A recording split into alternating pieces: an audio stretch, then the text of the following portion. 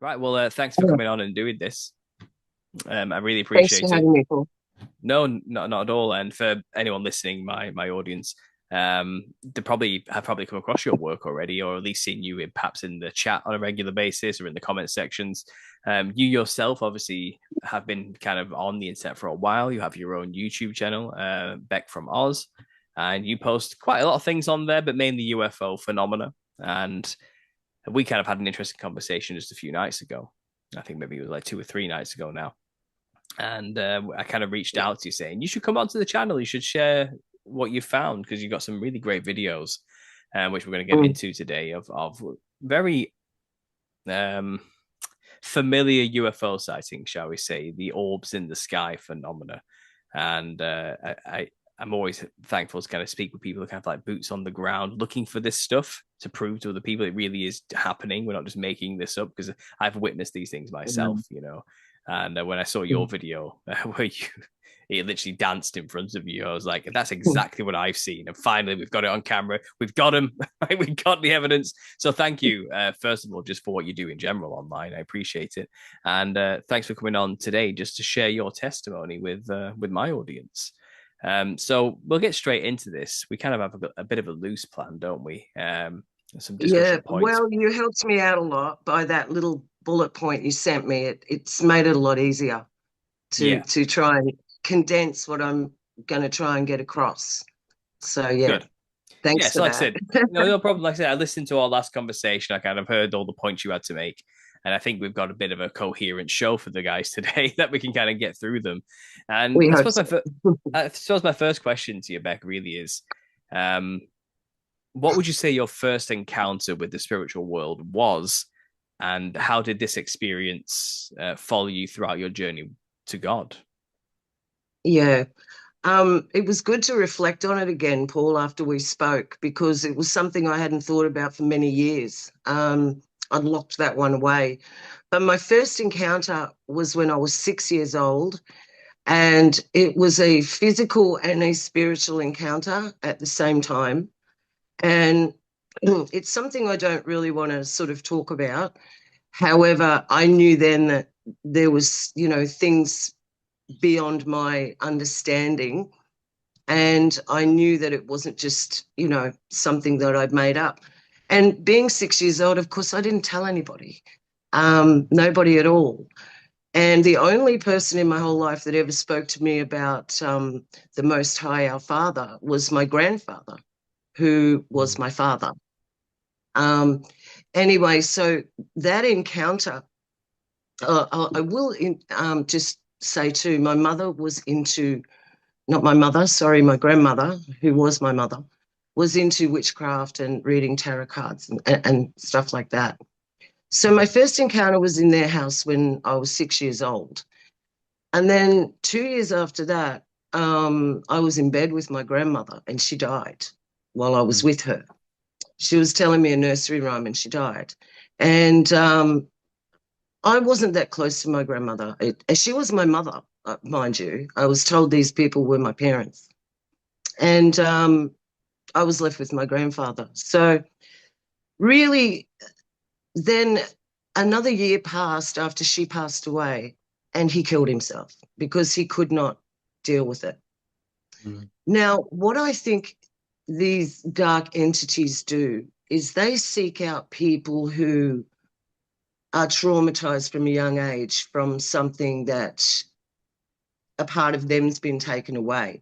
Now, even though I was traumatized by this entity before, my grandmother died and before my grandfather killed himself a year later, um, they knew what this somehow they sort of know what's going to happen or something. I don't want to go too far into that, but I have an inkling that these things sort of know your life's journey a bit, but you Mm. can always throw that off. So after my grandfather died, um, I was shipped off to my mother and my stepfather, and that wasn't good. That wasn't good anyway. But I really want to emphasize that, yeah, I think these entities go after certain people and bloodlines. I will disclose I am an O negative, and I know that I am different. I just know it. I don't know why. I'm crazy different. Anyway, so I'm going to skip ahead from my childhood now, from that 6-year-old one to Mm. 1989. And my husband and I, we were dating, and we thought it'd be pretty funky to um, do a Ouija board. You know, Mm. this drunk one night, right? Drunk one night. And we made it up ourselves, and we had a little shot glass that we were actually drinking the alcohol out of, and we were pushing that around. And that was funny until it took off by itself. Now, we didn't really think much about that, Paul, at the time. No. We just went, oh, whatever. And then it would have been later in that year. Yeah, it was Christmas in that year. So that was in the early part of the year. Later in the year, we went to Mackay. So we were in Brisbane. We were on the Gold Coast, actually. And we went up North Queensland, where it's just lovely. And we were staying with my future. It's my future husband. So let's just say my husband was staying at my husband's parents' house. And okay, I've tried to figure out how to break this down as easy as possible. And I spoke to my husband about it last night because I had to remember that his part of what happened to him in this experience was a little bit different to mine. Mm. This was this was uh, this was amazing. So all I know was I was asleep, he was asleep, and everything was okay. It was Christmas Eve, and I woke up, and I thought I was in a dark tunnel or a cave or something. I did not know where I was at all. And I felt I I've never felt it since like this. I've felt it, but not like this. I felt the evil there. And I started to cringe. I was just absolutely terrified. Then I sort of come to and knew that, oh, that's right, I'm not in my room, I'm in Mackay. And I looked, and there was a window. There were two windows. It was a very old house, and they had sills coming out of them. You might know this, Paul, from in England. Same sort of style of old building in Australia. Mm. And I realized, like I said, I realized where I was, and I stood up out of the bed in absolute fear. My heart's racing now. It's triggering me. I don't relive this. I'm a tough old girl. This don't happen to me. Okay. So I stood up out of that bed next to the wall, next to those two windowsills, and I knew that evil wanted me, and it wanted me dead. And that was kind of the thought I had. And then I felt the blow. I felt the force of being pushed into the wall at a really high rate. And the two windowsills they got me on the arm and on the leg, and that was the proof in the pudding of what had happened, that it wasn't my imagination, because the bruises were about that wide where the sill had hit on my arm and that wide on my leg. Mm. Okay, now at the same time, hopefully I can come out of that trauma now, because I'll talk about him. That's what happened to me. And I was just going, I'm going to jump out of these windows. I'm going to jump out of this house. That's all I knew after it pushed me in. And then because he woke up and he spoke my name, everything broke. It was like the whole spell or whatever it was broke. And I do believe this was from the seance. It followed us 1,000 kilometers. Mm. Um, so at the same time that was happening to me, my husband said he saw me be shot out of a deep, dark cave. Mm. He was having sleep paralysis while that was going on. While my thing was going on, He was having a sleep paralysis attack, which he did have them. But this one he said was severe, and he saw me come out of the roof of that house, or he didn't know we were in a house, out of a dark cave, Hmm. just like I had thought happened to me. Yeah, So interesting. that's interesting, isn't it? Yeah, it absolutely. Well, it's an it's not interesting. interesting. It's not just interesting. It's terrifying as well, and obviously, Uh, um, yeah, it a tough was, thing, a and very tough thing to go through, I imagine. but I didn't even realize that I had a target on my head even then, Hmm. because it had only been a couple of things that happened at that Yeah. point. So I didn't realize I was targeted. So let me just have a look at my notes because that shook me up a little bit. So, do you think the Let me Ouija know board whenever you was? want. Do you think the Pardon? Ouija board was the reason for this? Then, do you think that's kind of what opened you up later Yeah, on in life? Yeah. Yeah. Do you think the that was the six-year-old attack was related, or do you think that was more of a? that was generational through my grandmother. You think so? I think Yeah. I do. I do. And Hmm. I think then once I opened the door, without Yeah. realizing it, stupidity, and that's how they get to us is through our ignorance. Hmm. Um, then it had a foothold. Hmm. But it all turns out for the good. We know that, right? Absolutely. But I will, Absolutely. yeah. So um, now, mind you, Paul, at this point, when all that had happened, like I said, I'd only had my grandfather in my life ever tell me about the Lord, anything at all. So I was really an atheist. I thought when you died, you died, you went to dust. I was a nihilist. That's what I Hmm. was, an nihilist. I really thought that after this, there was nothing. And mate, I was sticking with that. And nobody was going to tell me different. So I Hmm. can understand a lot of these people who go, no, don't want to hear about it. You conspiracy theorist idiots. Because I really was, no, don't tell me about God. Don't tell me. When you die, you die.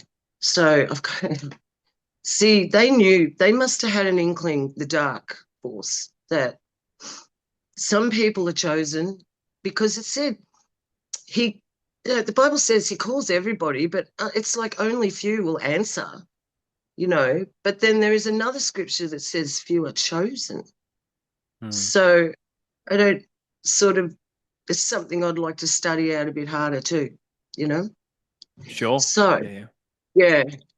So that's something, that's food for thought for all of us.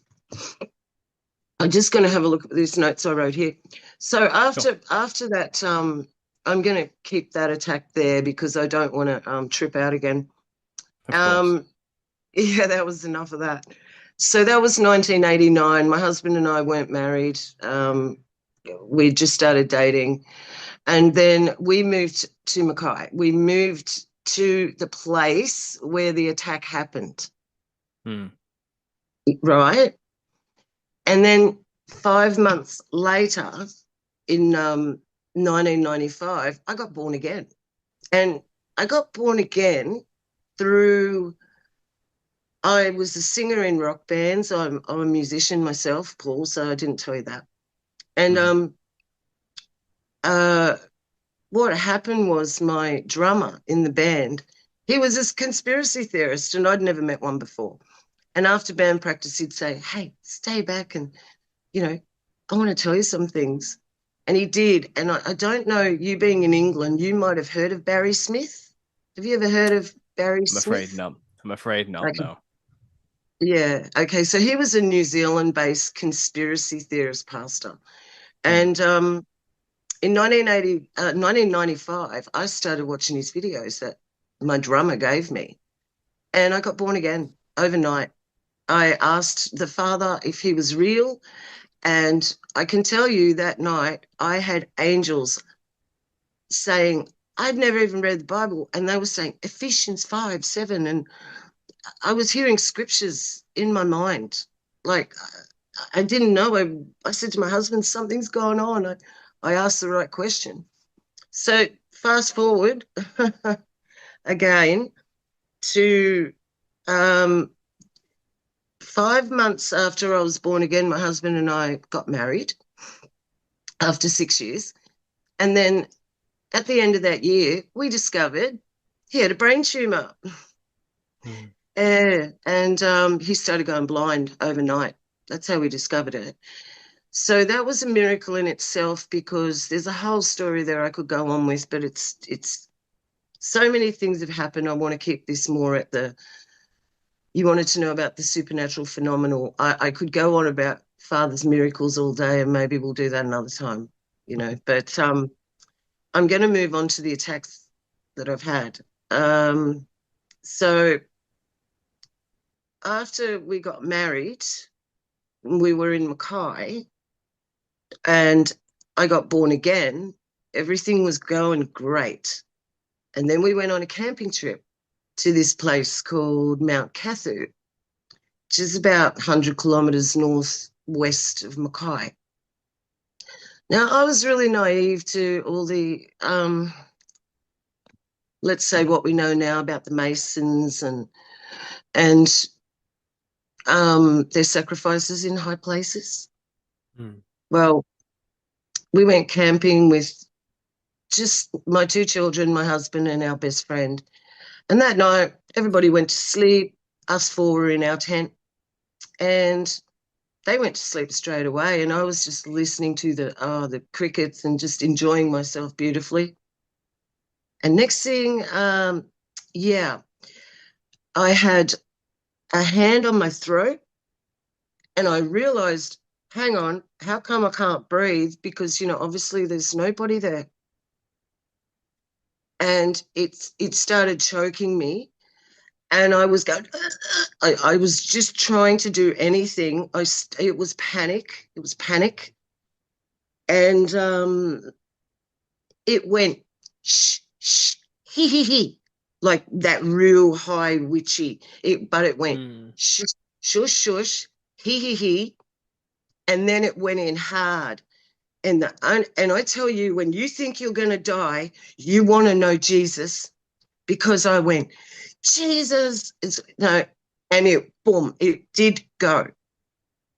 I'm a witness. I'm a fair income witness. The name of Jesus will take away demons. Take them away, cast it out, gone. Mm-hmm. And that was a frightening one. That was, yeah, but that was quick. That was sort of the other one in Mackay. This was Mackay again. Mm-hmm. I got saved in Mackay. I got attacked in Mackay the first time, and then it started from there. So once again, I survived that. Um, I also had a trailer fall on me and nearly wasn't able to get out of it when I was a child. I just remembered that I nearly died I was 6 then too, because my father had a big trailer up against a fence with no wheels on it.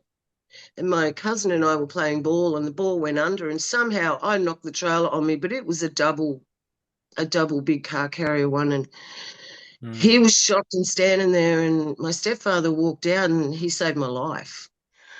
I know, like my husband, he said once, I don't think God loves me because nothing ever happens to me. It always happens to you. So, and I'm like, no way. You don't want these things to happen to you. Some things happening to me, you know, like that's not it. So, but since then, since his UFO experience, which is we're going to get to in a minute, um, now he knows, and now Mm-hmm. he knows, and now he knows. Okay, so my first miracle I witnessed with somebody else was my daughter. That was in Mackay. I'll just say the two quick miracles. My daughter was instantly healed of a terrible, um, like a gastro, but she was so bad that she was vomiting bile. Mm. And I was so scared to take her to the hospital because I've always been funky about hospitals. And I I was in a little Pentecostal church then, and so I rang the pastor's wife, and she drove all the way out to our country house, and she prayed, and that girl got up the next day and won an 800-meter regionals championship to go on to the state titles. That's why, like, we were praying is so important. We like it cost us $500 and everything, but we were more worried about her health. She got really badly ill, like stricken, and then healed and went on to win the Hmm. race. So there's just enough, I'll just throw that in there for nothing. Yeah, But yeah, absolutely. yeah, my I had my miracle in Mackay. My miracle is amazing. I was a swimmer, and my husband and I also ran a tree lopping business. And so my shoulders over my years have undertook a lot of stress. Now this was about 1998, and this visiting pastor came, and he was a real rough nut, and he wasn't the normal dressed nicely pastor, but I thought he was just a bit weird, to be honest with you. Hmm. And anyway, he made an altar call for healing. It's freezing here. That's why it's so cold in Australia at the moment. Um, he made an altar call, and I had had my shoulders were so bad at this point I couldn't hang washing on the line. I was for quite a long time, and my movement was all like robotic. And um, so I got up. Well, the altar call was very specific because he was saying certain things. Oh, there's a man here with a heart problem, and you go, oh, there could be 10 of them. Hmm. So he goes, there's a woman here, woman with shoulder problems, but it's both her shoulders. It was I can't remember the exact words, but it was specific. So I stood up. I sort of did it under duress, really. I was like, well, I know. I don't even know why I got healed, really, thinking back. I don't know why. I do, but I didn't deserve it at this point. Hmm. Not on that day. Um, I was doubting the man and not having faith in Father. Anyway, he started praying and he put his hands on and da da da, and he prayed. And then I felt something. I did, but I thought, oh, it's just his hands. And then he said, okay, now give glory to God, raise your arms. And I went, I'm not doing that because that would be like I'd scream in pain in front of everybody in a big auditorium. And he said, and I looked him in the eyes, like with this fear. I'm sure he saw the fear in my eyes. And he goes, no, raise your arms. And I did. And it didn't come back.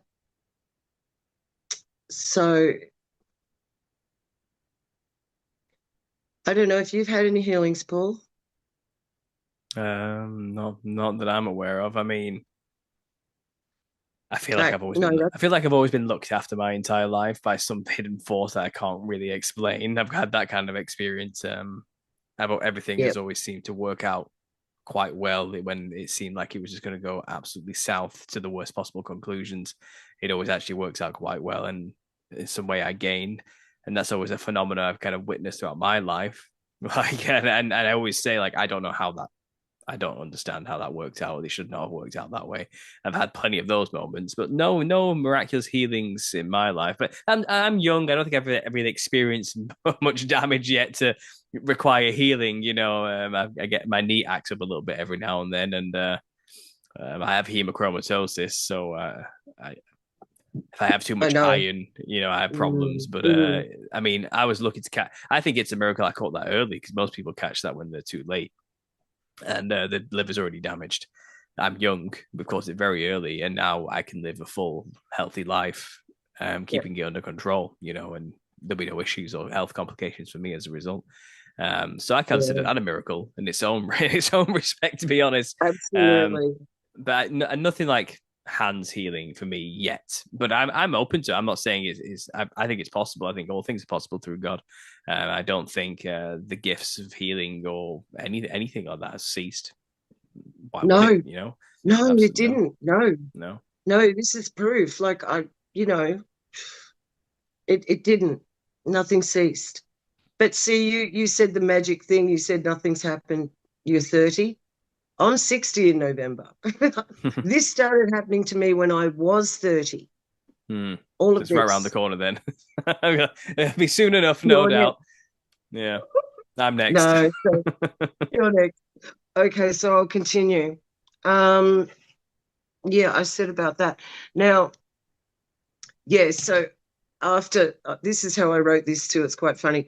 After 15 years of the Pentecostal thing, Mm. because we were saying to our friends, why do you guys worship Benny Hinn and Joyce Meyer? These people are really weird. And they were like getting up at 5 o'clock in the morning and diligently watching all the Christian programs. And so we left Mackay for a couple of reasons, but it was mainly for our children because we didn't want them ending up in the mines, which is all mining up there. So, but I called it my back to Egypt. We come back to Egypt, which was Brisbane, Gold Coast, for, for economy reasons. And then, like, I just lived like the devil when I got back here. I don't know what happened to me. I was partying. It was like I went back into my days of rock and roll in a way. And my kids were older. Now they were off my hands, they were living here. Mm. My house became a halfway house, and it was great. It was really good, actually, if you were in the worldly scene. But then in 2018, my granddaughter was born exactly a year before.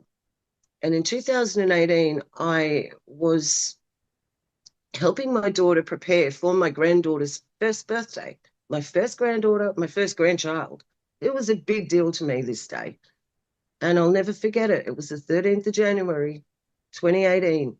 So we're getting all ready and preparing all the little, setting up the table, setting everything up. And all of a sudden, I felt nauseous. And I've got an iron gut, and I felt very nauseous. So I headed to this tree and I just started puking behind this tree really, really badly. It was Mm. just awful. And then I realized why I started puking about 10 minutes later. The pain hit me. We still don't know what it was. It was like a sciatica nerve thing. But this thing I used to punch my leg to try and ease the pain. I was on my lounge for 5 months. I was in that much pain. Um, Nothing helped. It didn't. So after, I don't know, it might have been about a month, my daughter bought me a tablet and goes, here, mum, this is because she knew I didn't like TV. I never liked TV.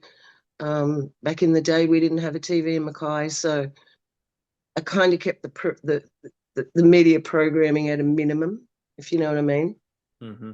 And I stuck with just, yeah, not listening to them in that way. At least that wasn't happening in my life. But so I got very ill for no reason, got the tablet, and then here we are.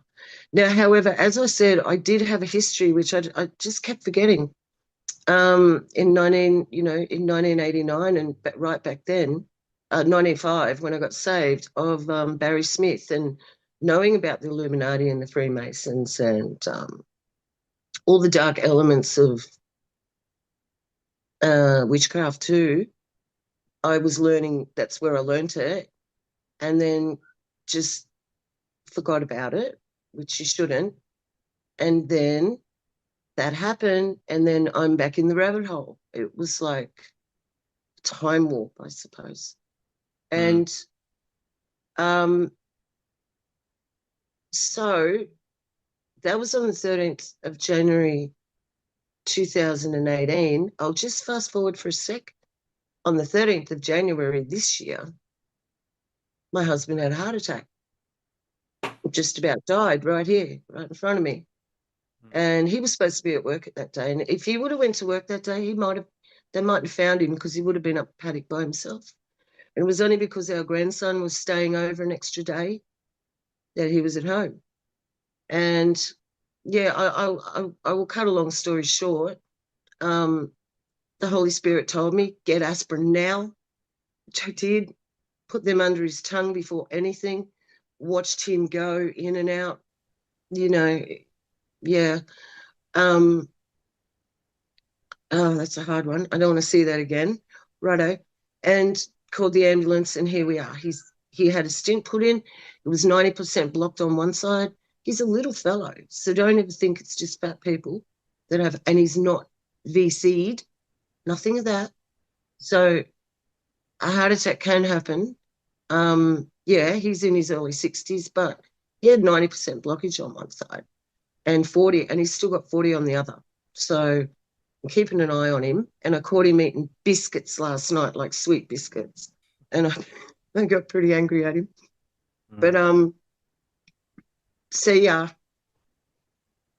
Um, so okay, I've lost plot. Hang on. Are you with me? I'm with you. Okay. Okay. Let's go in to Anzac Day. Now, about 8 years ago on Anzac Day here, my husband and I, we were just out there. We were having a Anzac Day beer because it's like your Memorial Day, and in the United States as well, I believe. And we had a little girl here we were babysitting, and she, we were running around having a good day. Everything was fine. My husband walked in from behind me, this door here, and said, I've just seen a flock of birds that turned out not to be a flock of birds. It turned into a craft. And I went, what? Like, I didn't think he was crazy because my husband doesn't make stories up. So I ran out the front. And by the time, because he told me out here. So we ran around the front. And by the time we got around the front, we can't work out if it was the same craft. We still to this day, we're not sure because it seemed that one went, but then this other, what you would call a flock of birds, do you know when geese sort of fly together and they look a bit wavy? Mm-hmm. Well, it did that, but then it went form. It took form and it was solid black, and I could see the shine on the back. There was no lights. There was no sound. And the three of us, my husband and I and the little girl, the poor little girl, she was terrified. She started screaming. I told her it was the police. They're just making sure everybody's all right. Now, I spoke to my husband about this last night, Paul, just to refresh my memory too, because it's been Mm. 8 years. And he said, you could have threw a rock at it, remember? And I'm like, wow. In my mind, it was close. And I knew that's what we were going, oh my gosh, it's so close. And then it just went. Now, I'm 20 kilometres from Brisbane City, from the main okay, Brisbane's only a small city, sure, as in what your cities are in England and the States. But Mm. I'm still 20 kilometres from the city. And this thing was right here. Fast forward, it just went. Then it just went. All right. Fast forward 4 years. That was 8 years ago. 4 years later, same day of the year, I look over in a different direction this time and I went, is that a flock of birds? And we both just laughed, and then it wasn't funny anymore. It happened again. We saw it, but this time it was so fast that there was no like, oh, I'm ready this time, I'll go get the camera. That was gone. So we saw that twice. I don't believe that was special projects. I don't believe that was the military. Call me crazy, but I know that thing shifted. It both times. It shifted. It wasn't a solid object, Mm. and then it was. Now it's just like that thing I filmed that you showed on your channel. Mm-hmm. That when you can hear me through the camera, I could see it through the phone and in my eyes. It was there. So this is the same sort of thing. It was, these things were there. And it's so good when you got witnesses because you're not hallucinating. Mm-hmm. Okay, so that's the grand thing about that. I'll just I don't care if people believe this story or not. This has got nothing on me. I'm going to just cut the cheese with you. Because if somebody told me this, don't think I'd believe you. So one night I got up here in this house. This would be about, that's right. I realised it wasn't long, but I didn't make the connection until you and I spoke, Paul, that this was about 2 months after the UFO incident 8 years ago, that I got up, do your nightly wander to the bathroom, which is just not far from my room, and there's a big hallway, and there is a light. Oh, there's all these windows that you can see out of, and there was two separate rooms, and in the middle of those two separate rooms is an architrave, so a piece of the wall. I went to the bathroom. I came out, and as I always do, I looked down to look out the windows, and how do I say this? There was a short, round-headed, weird-looking thing. And, because I just sort of started getting into all this stuff. This was it, but this was before my awakening, right? Again, this was before 2018 even. I'm pretty sure this was. No, it wasn't. No, it wasn't. So that must have been, so those alien spaceships must have been about 2018. Yeah, I'm just trying to get my timeline in my head right because I did rebuke it. I must have still, yeah, I must have been born again. And so much has happened. And so this thing, I couldn't have caught it off guard, right? Because I'd already been into the bathroom. So it knew Dan well. And it just stood in where the light was that first. And as soon as I come out and made eye contact, it stepped back into that architrave bit, into the shadow. I got angry. And I said, in the name of Jesus, I look, honestly, I just remember I felt like really angry. And I walked into my room and I slammed the door and I went to bed. Now, I know that sounds like, what was she on? Drugs, drunk? No, I wasn't.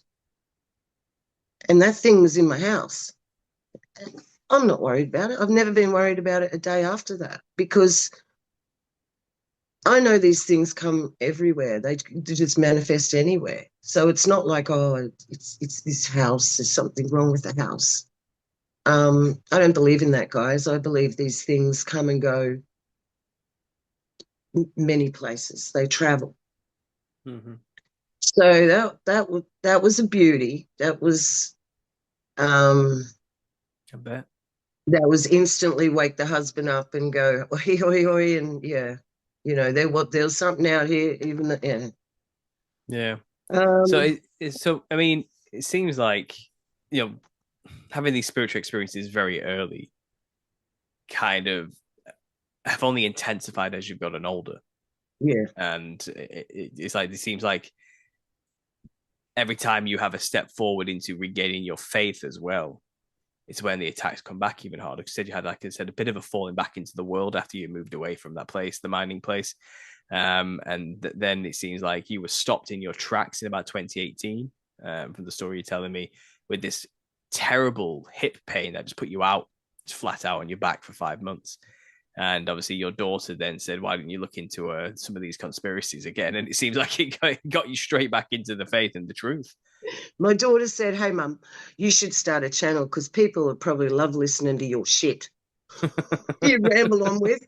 I'm like, "Oh, thanks," She's not but she wrong. was the one. She was the one. Oh, but when I get going when I talk about um, Bible studies and that's when I'm really on fire. This is really lame for me, like trying to give a testimony. I'm a little bit struggling. I'll be honest with you. Um, I thought I even had it in my head better than this yesterday, Paul. I really did. But It's hard to tell your own story because you're too in it, you're living it. You can't really see the forest through yeah, the trees, you know. And yeah, I think you're doing a really good job so far. And I think it was something maybe we discussed last time, which it might be worth bringing up again, is that this experience where you suddenly just had extreme pain and vomiting and were out, I think was not really necessarily a bad thing, but it was God kind of forcing you to slow down in a way and pay attention, using something bad for good in a sense. Would you say yeah. that was the case with that event? And Absolutely, absolutely. Like I'm a maniac. I've got like five different careers. Like he mm, had to slow me down because I was just going 1,000 miles an hour. Um, I I'm a driving instructor. I'm a motorcycle instructor. I'm a truck driver. I'm a swimming teacher, and I'm also a personal trainer. And I was juggling all those. Oh, I want to do this month, oh, and then I'll do that. And he slowed mm, me down because I put him on the back burner, and I was just running amok. And mm, he knew, this one's going to be in trouble if she don't start listening, like mm, big time. Um, Mind you, I nearly got T-boned by a truck. He's watching me every second because Satan's really, guys, this is the time you need protection every single minute. Pray. Because I nearly got taken out. I've got two cars and I'm in my little car at the moment. And a big truck, a big Freightliner, nearly turned into me the other day. And the look on that guy's face, the way I'm a good driver, I avoided it. I've not got tickets on myself, guys. I just didn't panic. And if I would have panicked, he would have got me. And the look on his face, he absolutely would have had to change his clothes because he thought he had me. I thought he had me. And it was his fault. And I just think if you're out and about, you're going to have a target on you. So mm. don't be scared. Don't be scared. But it could happen. Not, It's interesting you bring up this whole idea of being targeted. I think the concept of a targeted individual is kind of getting a lot more popular these days. I don't mean popular as in it's a good thing. I'm saying people are talking about it a lot more now as realistic, and comes under the ideas of, let's say, gang stalking as well.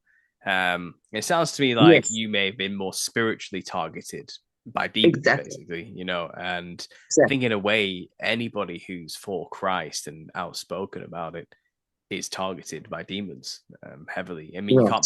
you can't be possessed, but you can certainly be oppressed as a Christian. Oh, yes. And I feel that too. I think we've all kind of experienced. I mean, you yourself, what do you think it means to be targeted from your perspective, and in what ways has this kind of impacted your life? Do you think?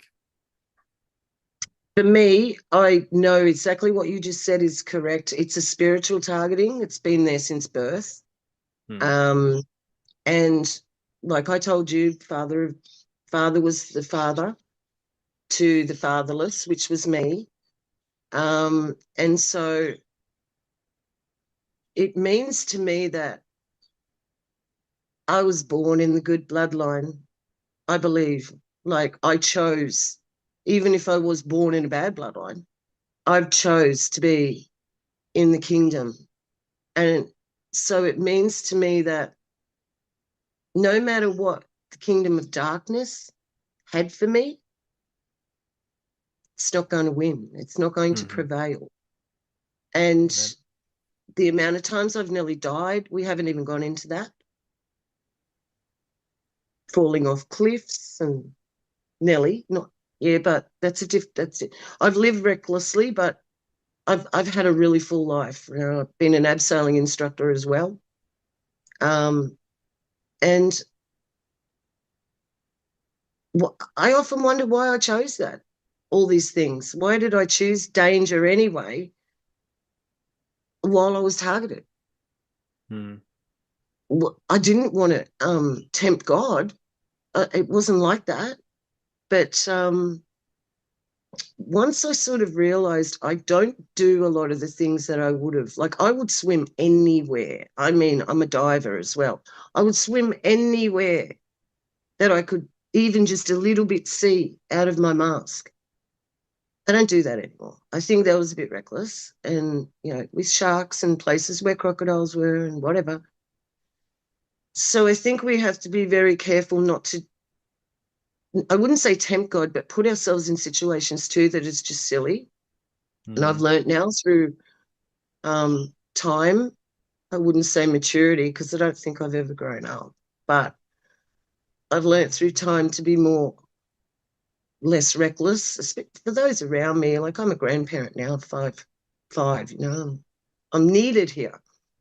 But this targeting thing is real because Satan, I was trying to explain it before, somehow he knows our intent. There is some sort of mind reading going on. Now, we know that, and I'd like to touch on this for a moment because I was thinking something yesterday, just thinking it, and next thing it's on my Facebook feed, Mm. like Yeah. totally unrelated. So it's been doing it for a long time. What's happened is now we've given it the real channel, which is that black thing there, to Mm. be able to really read our minds a lot easier. I think it's made it a lot easier. And if they can read our minds and our intent, they've got a head start on you anyway. So let your intent and your mind be full of good things. Paul said, seek after love, kindness, forgiveness, all these things there is no law against. And that's why we must do that because, and these things are picking up on energies. So people's energies they're putting out will attract them, the dark energies. I'm speaking of them as the dark energies. So if you are putting out hatred or fear, or this is just what I've learnt myself. This is not, oh, this is the gospel, says Beck. This is just fundamental stuff that it's like grassroots, and you'd say it to someone and go, oh, it's just too easy. It's just too easy. But it is what it is. If you walk in the light, you'll be in the light. And that's what I've discovered. And all that time, when I was in the darkness, was when he really thought he could get me, the enemy. It was like, right, if I kill her now, she's gone. Okay, there is a big bad one. I forgot about this while we were talking. I will bring this up. Do we have time? It won't Yeah. take long. Go for it. So just before my leg, this makes sense too now, before my hip nerve thing, whatever that was, one night I went to bed as usual, business as usual, everything was good. And it was like what Paul said, or was it John in the Bible? He said, I do not know if I was, what does he say, in body or out of body? Right? There's a scripture that John says, I'm trying to get it. I had such a good memory for the Bible. It's getting worse. I do not know if I was in the body or out of the body, but he had the vision, okay? Now, what happened to me was all I know, I was going to sleep and then I was transported into what I would only call the outer darkness. I have since read the book of Enoch dozens of times, so I know it's there. And I didn't know about it before. No, I think he tried to get me before my leg. I think my leg might have been the last resort for Father to literally say, hey, I'm slowing you down. So I do believe not all things are bad when we get thorns in our side. Absolutely. So Mm. I was thrust into this just darkness. Now, all I can say about it, so I said it will only be quick. There was nothing there. There was nobody there. And there was nothing there but me and my thoughts and darkness. Not cold, not hot. Darkness. And it felt like it went on for hours, but it was probably, I don't know, it might have been a minute. I don't even know. I come back from that feeling like that's hell. I've just been to hell because you're by yourself. There is nobody there. There is nothing but you. There is no father. There's no God, your creator. So, and mind you, I'm a woman. Now, you can cut this out if you want, but I'm a woman and I have done things that is deserving of hell before I had my children. Okay. So I could have very well went to that outer darkness for real. If like he showed me, brought me Mm. back, had the leg thing, that was it. I was done. I'm listening, Father. I'm listening. And believe me, I screw up every day, but I try not to. I really, I'm conscious of how I treat everybody now. It's just changed everything. It did. And you know, people go, oh, I got the Holy Spirit now. Everything's going to be just dandy. I'm done. I'm finished. And it doesn't work for them. You know how that happens? And it doesn't work. And they just think all their, troubles are going to be solved overnight. That is the biggest con and lie in the world. It really is. Because every time I've seen somebody in church that happens to, they end up falling apart because it wasn't a genuine conversion. And I think what a genuine conversion is through pain, Mm. not even physical pain, mental pain, loss. Um, and that's where Father will meet you because that's where your rubber will meet the road. But for Mm. some reason, he was calling me out of that party lifestyle with all the children here, the halfway house and that, and I wasn't listening. And then he pulled the Out of Darkness card, and then he pulled the hip card, and the hip card was the last card, and here I am. So Amen. now I just wanted to make sure that I wanted to cover everything. Okay. So then I started in 2018, after that happened, 5 months later, um, when my daughter said, people would love listening to your crap, Mum. My son was living here. Everybody was here then. And he set me up with YouTube. And I started that. And then I made an acquaintance on YouTube and we became really good friends. And everybody in the family was aware of him. It wasn't like it was some, secret. And then he got in a jam and he came and lived here and rent free, everything. It was just, that's what you do. And we started doing some stuff together online. And then we all knew he was a little bit off, but he was off in a good way. Like we didn't think he meant harm anyway. And so he stayed here for like 18 months, but then things went really sour. And I've had a hard time with that. I'm good now, but it Mm. took me a long time. It took me a year um, to try and understand why I was so shafted. All of us, we were all shafted. We all, like our whole family was shafted, not just me, by this person. He actually took things, yeah, and things that weren't his, and then told stories about it later on to other people that he paid all the rent here, that was phenomenal. That cut me because nobody's ever paid rent here. The rent has always come out of my husband's pay because it's the company house. He never even. I told him, you're here for free, mate. Like I'm just not like that. We were never like that. We're not money hungry. And but anyway, that was another lesson in itself Mm. because he was one of my subscribers. You see, that's how it started. So I got very, very paranoid then about people. And then Jenny come along, and I'm like, oh boy, what does this one want? Because I said, oh, I need help building my bird aviary. Like it's a really big aviary, and it's not a one woman job. And my husband was too busy, and he was working away at the time. And rats were getting in and killing my native birds and stuff. Mm.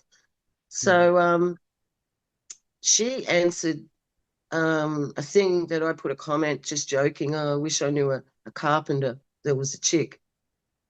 And we were only saying yesterday, she's lived here now for 8 months, and we were only saying yesterday, we still didn't build that aviary. So, but this is a different story.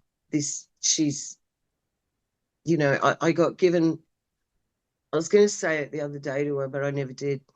I got given a devil at first, and then I was replaced it with an angel. So it's worked out really well. But Mm-hmm. that was really hurtful because we spent a lot of time online. We did a lot of good live streams, and I feel like I can't even watch them now. I should take them down, but I haven't, just for reference points of information and things that were said, that there was some prophecies given back there. So yeah, that that's where we're at now. Um, but like I said about the experiences, it's happening every day. It's happening every day. There will be something happening. Like I said last night with the bottle, that was just, yeah, wow. And I said to her, wait till oh, this is a good one for the talk tomorrow, because it actually happened right in front of you. Like because I was saying to her, I feel like some of the things I'm going to say, people are either going to discredit me for, or whatever. They think it's okay. At the end of the day, don't care. Over it. Too old. Too too much of a wall up for that now. Um, because I know that I just wanted to bear witness genuinely and say that Jesus Christ is Lord. He probably did rule. He's been here and he's saved me so many times. There's more, but wait, there's more, and another Mm-hmm. day for another That's day. right. I think people don't realize you mentioned earlier there when you about how some people like Phil think that, well, I'm born again now, I've been baptized, I've got the Holy Spirit, everything's gonna be perfect from now on. And the reality of the situation is, as long as you're alive in the flesh here in the world, that's not gonna be your story.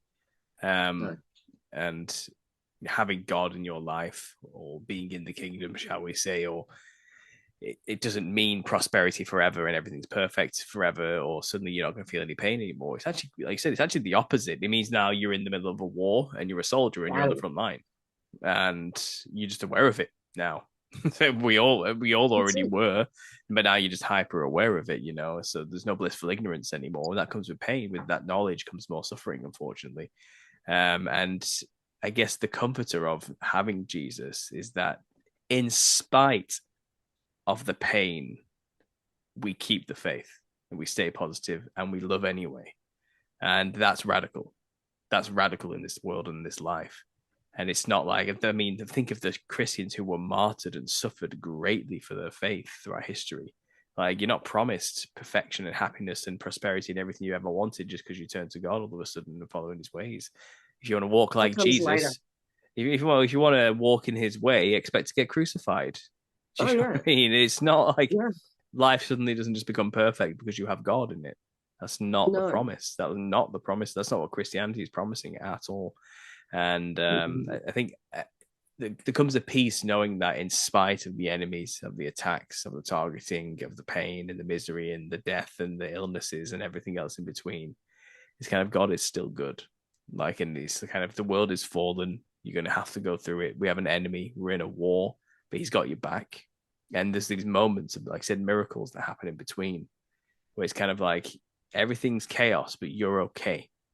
Your head's above water. You are surviving, and then often, sometimes, hopefully, thriving. But I feel like it take that can that's neither here nor there. You will may or may not be that way. But I feel like, in a sense, I think someone said this to me once. It's kind of like, now you're like an action figure for God. He's going to use you for whatever he needs to use you for and put you wherever he needs to put you for his purpose. And if that means you're going to suffer, then you're going to suffer. Or if it means you're going to be prosperous, you're going to be prosperous. You will have no control over it. And I feel like it myself, I've explained like earlier that I feel like in many ways, many things that have happened in my life, I cannot explain how we got where we are, or why we're here doing this now, or how I survived that particular event, or how that particular event didn't go further south than it should have gone, all that type of stuff. Like things just seem, and I feel like in many ways I'm kind of just being pushed around.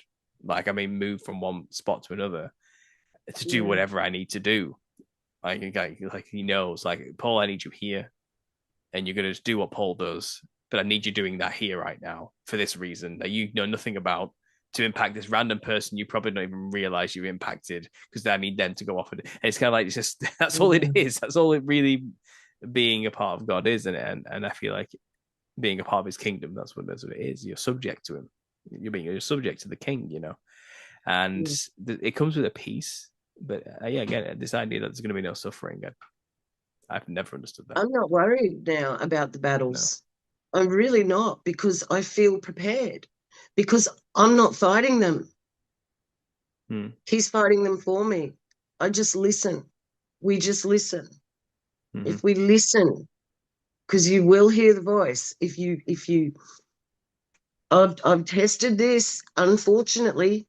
If you hear the voice really tell you don't do that, and you do it, 9 times out of 10, if you've heard that voice really strong, there will be a consequence, Mm-hmm. you know. So we really, we need to be led by listening.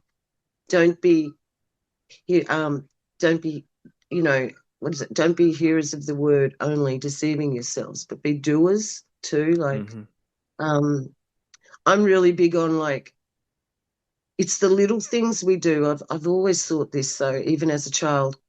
Like, I've always rescued animals and, all that sort of stuff. I'm very empathic.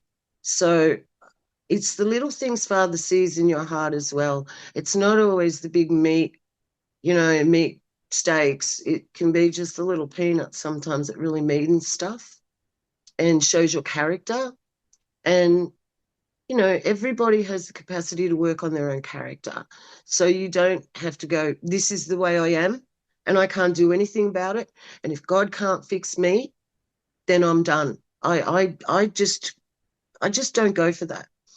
And I think that's a lot of, where they say, oh, such and such is mentally ill, and such this person's mentally ill. For me, a lot of that too is, hey, you're using that as a crutch. Okay. Mm-hmm. Some people are mentally ill. I've worked with the true mentally ill, so I'm not, having a dig at that. But I mean, I truly believe at the end of the day, it's our choice. Mm-hmm. And it's not going to be easy walking this road. It's a mission. Hey, maybe us there, maybe we were all made on the one day of creation. I don't know. And maybe we did say, yes, Father, we will go. Maybe some of us said, we'll go, we'll tell them. And it has not been easy. For me, sometimes I felt like I wanted to swim out to the ocean and never come back Mm-hmm. on this journey of discovery. When people didn't believe me, when everybody thought I was stupid, oh, they believe me now, which is just funny. But during it, You've got to I, forgive them for that, though, haven't you? I I mean, do. Oh, no. yes, I do. Because I said before, I was the biggest atheist. You couldn't tell me anything. So it was quite, the Father uses the ones who were probably at that place the most. It's like, how many really bad criminals does he completely change? And they've really changed. And they're the ones that are the biggest witnesses of all, because they were into the worst things, do you Mm-hmm. know? Well, And Paul's the perfect example of that. mm, That's the plus. That's yeah, the point of Paul's journey and message, isn't it? Um, yeah, I do feel yeah. I like feel a in bit many like ways, that. I feel like I'm the same. I think many new born again Christians who weren't like raised in the church all have a checkered past, or all Yes, come from the worst positions or situations, often from an anti-God position as well. yeah, And then absolutely. that radical transformation is a testimony to the power of Jesus Christ and God's plan, Mm, in many ways. And that transformative moment that we all have, I think that is our power. That's what we've got. That's what we've got. That's the evidence. That's the fruit that we can show people. So you have to look at who I used to be. look at what I am now. And it's kind of, Um, that's what we've got. That's what we have. That's how we get reach people. that's And obviously right. tell spooky ghost stories like this as well, and explain how it's all just demons, and you can use the name of Jesus Christ to defeat them at any second. No fear. We have been Mm, given the mm, weapons to defend ourselves. The only thing stopping us from using them is ignorance. And mm. I think these conversations serve to remind people of that. We're not trying to drum up fear here with these stories. I think if anyone's listening, think we're just trying to scare people. No, It's kind of no, no, not at no. all. It's kind of we want to give you hope. It's kind of A first of all, lot you're of not people, alone. a lot of people too afraid to speak, and I understand Mm-hmm. that. I understand. So sometimes it takes just one or two things, and they'll click. It'll click with them, Mm-hmm. and it could be come from the most, weird source. You don't know how the way the Father's going to work this. But we haven't even touched into my psychedelic experiences. We won't do that today. Maybe that's for another time. A whole other that's like gonna be a Yeah. whole other episode, I'm sure. Oh Uh, boy. Yeah. yeah, Yeah. yeah, Like I said, absolutely. I've got another life, that the life before the life. Mm-hmm. Um, but it's been really good. Is there anything else that you wanted to know? Well, the other thing that was really at the end of all this is, you said your family wasn't really on board at first, but they are now. And a big part of my channel is the truth of therapy sessions that kind of help people deal with that the family just doesn't want to listen to them. How did you find, like, you gave touched on it briefly there, but how did you find kind of when you started going down the rabbit holes fully again? Was it Okay, tough my for my you to convince your loved ones, friends, and family, or did you already have some that were already in there with you already? I mean, everyone has a different story for this, I suppose. number one advice to everybody: don't force it down their throats. I know you get really excited, especially those when you first learn it, and you feel like jumping up and down on the trampoline and yelling it out every time you're up in the air. Please don't think everybody's going to feel the same as you.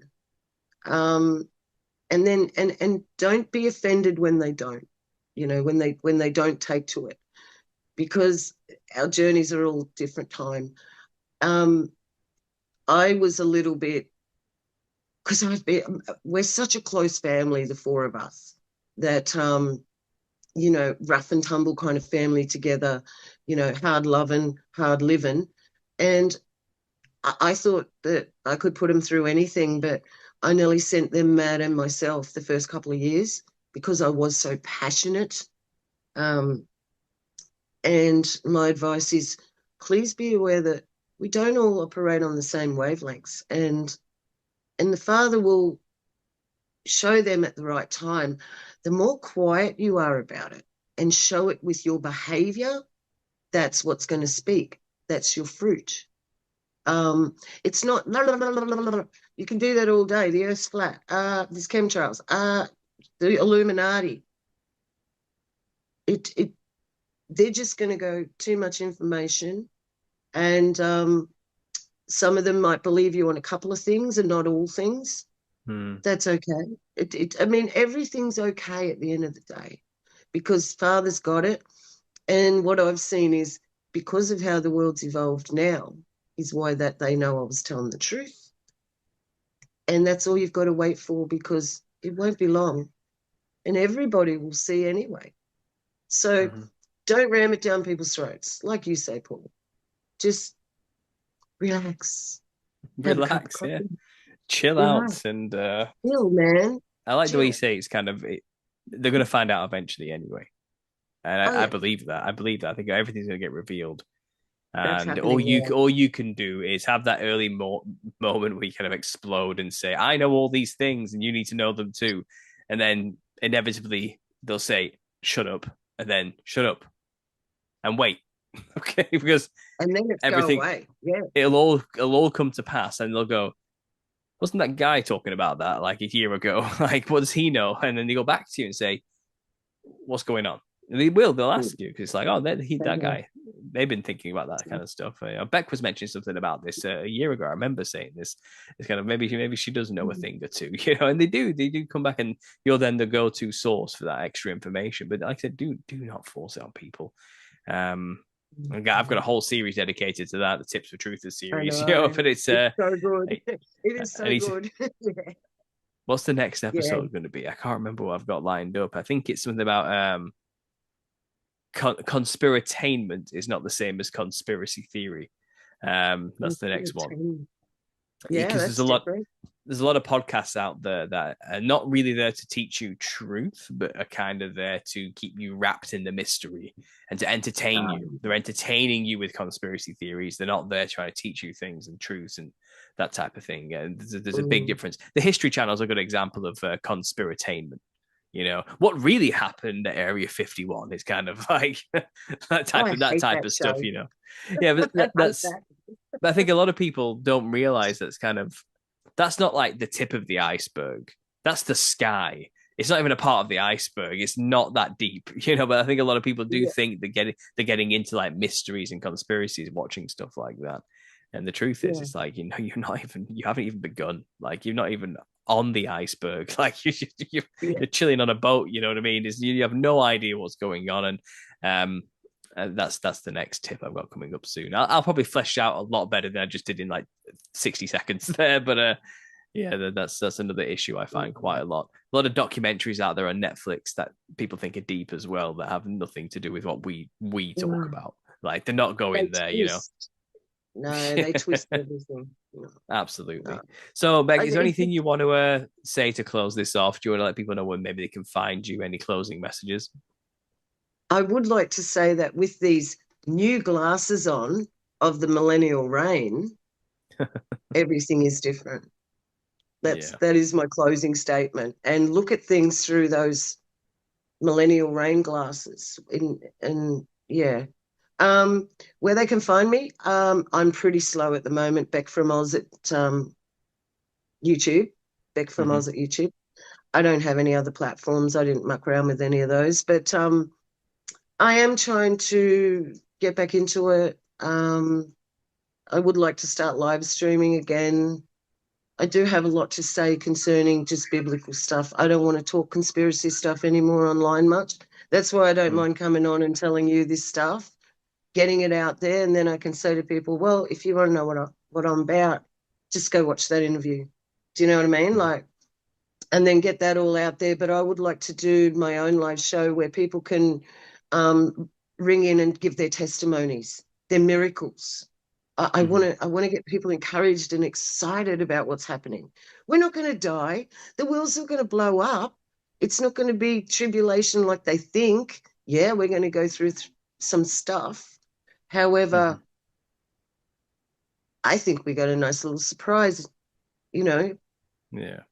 in The, store ki- for us. the kingdom's just around the corner. The kingdom is always Yes. now as well. The kingdom is within. So yeah, let's live fruitfully and let's Oh, tell our stories.